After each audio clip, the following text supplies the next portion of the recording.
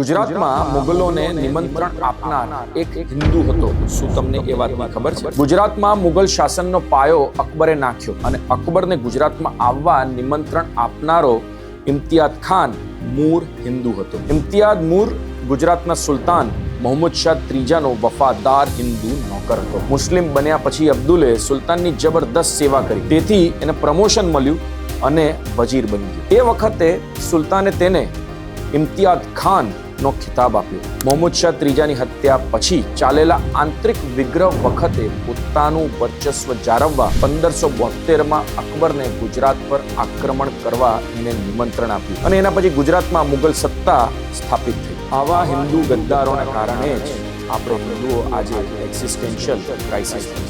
ગુજરાતની આવી રસપ્રદ વાર્તા હું પહેલા બી કહી ચૂક્યો છું, અત્યારે બી કહીશ, ભવિષ્યમાં બી કહીશ. એટલે અમને સૌથી પહેલા તો ફોલો કરજો અને આ બધી જ વાર્તાઓ દરેક ગુજરાતી સુધી પહોંચાડજો, કારણ કે આપણને ગુજરાતી હોવાનું માન તો છે, પણ ગુજરાતનો ઇતિહાસ આપણને ખબર જ નથી.